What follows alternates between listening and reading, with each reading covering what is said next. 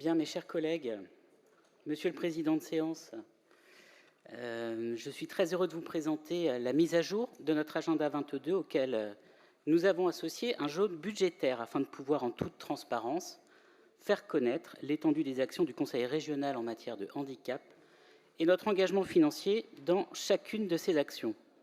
C'est un travail de recensement interservice colossal et c'est pourquoi je voulais en premier lieu remercier la délégation handicap pour ce travail de fourmi et l'ensemble des pôles de la région pour cette coopération.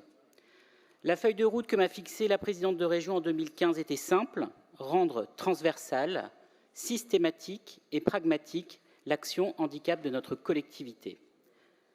Plus d'1,5 million de franciliens sont en situation de handicap, 80% ont un handicap invisible. Toutes ces personnes, leurs familles, se heurtent quotidiennement à la difficulté d'accès à leurs droits. Le parcours du combattant, qu'elles décrivent presque toutes, fait référence à une complexité bureaucratique et administrative qui perdure encore et toujours malgré les annonces de simplification. Ces franciliens sont aussi ceux qui subissent le plus fortement les discriminations. Je me permets en effet de vous rappeler que le handicap est le premier motif de saisine du défenseur des droits devant l'origine, le sexe, la couleur de peau, l'orientation sexuelle ou la religion.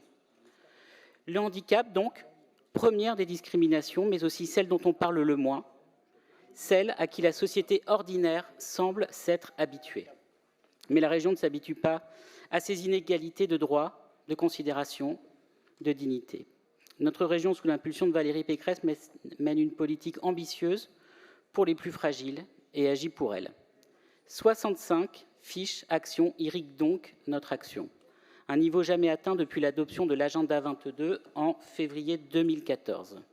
Des engagements financiers en hausse également, avec 125 millions d'euros en dépenses directes et 800 millions d'euros en dépenses indirectes.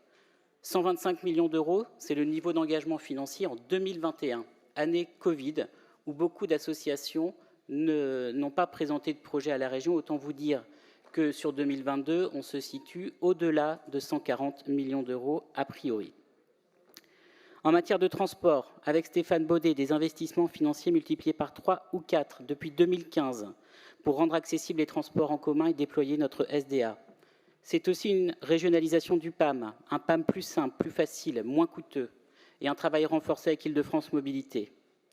Le lycée, avec James Chéron, un lycée vraiment pour tous, avec une mise en accessibilité qui avance, avec notre ADAP, avec la création du LIS, avec l'accompagnement personnalisé des élèves handicapés de 3e, notamment en anticipant l'adaptation de leur futur lycée. C'est aussi la formation des agents des lycées au handicap et la sensibilisation des élèves. Vous dire aussi que la région soutient l'ambition scolaire des jeunes en situation de handicap, et notamment l'accès à l'enseignement supérieur et à l'orientation, cher Othman Nasrou. En matière de formation et d'insertion professionnelle, avec Marido Ashliman, ce sont des objectifs ambitieux fixés avec la GFIP, notre participation à la Convention à tout pour tous pour les étudiants handicapés, le bonus pour la formation des franciliens handicapés dans les métiers en tension, la rémunération pour plus de 40 millions d'euros des stagiaires de la formation pro ayant une reconnaissance de travailleurs handicapés. C'est avec Alexandra Dublanche le soutien du développement économique, des entreprises adaptées, des ESAT et le soutien à l'innovation. Et parce que charité bien ordonnée commence par soi-même, la région, avec Marie-Carole Sientu, affiche un taux d'emploi d'agents en situation de handicap de 8,7% contre 6% en obligation légale. Le sport pour tous avec Patrice Caram, avec un soutien important aux grandes manifestations parasportives, aux handisportifs, à la Fédération handisport et au sport adapté. C'est aussi notre aide à l'achat d'équipements handisport et la mise en accessibilité des structures sportives. Les loisirs, avec des travaux considérables qui ont été réalisés dans les îles de loisirs pour les rendre plus accessibles, mais aussi, chère Sophie Deschiens, les efforts importants déployés pour rendre accessibles nos écrins de nature, avec Île-de-France Nature. La culture, chère Florence Portelli, et notamment un meilleur accès à la pratique culturelle pour les franciliens handicapés, avec une région qui finance la constitution d'un grand réseau de culture opéré par Imago. Mais l'action régionale, c'est aussi l'aide aux structures innovantes, chère Farida, le financement de la création de places d'hébergement, d'extension de réhabilitation de structures médico-sociales.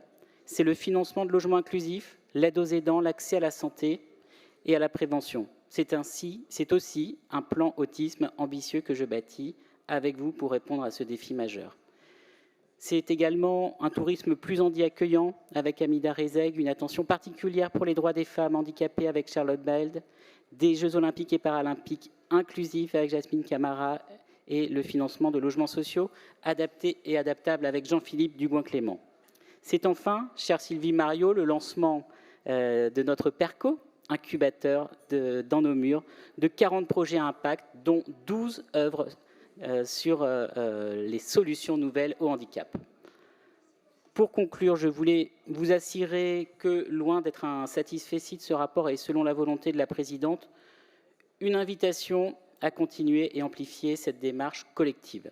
Il nous reste d'importants défis à relever, la poursuite d'une meilleure mobilité en autonomie, le virage inclusif des associations gestionnaires, le développement des habitats inclusifs et partagés, la meilleure prise en compte et le renforcement de l'autodétermination des personnes concernées, mais aussi la lutte contre le chômage qui ne bénéficie pas de la diminution observée dans la population ordinaire. L'ADN d'une région solidaire, c'est de ne jamais ménager ni ses efforts ni son attention envers les plus fragiles de nos concitoyens. C'est ce à quoi l'exécutif travaille. Je m'excuse immédiatement vis-à-vis des collègues qui œuvrent à mes côtés et que je n'ai pas cités, et je vous remercie de votre attention.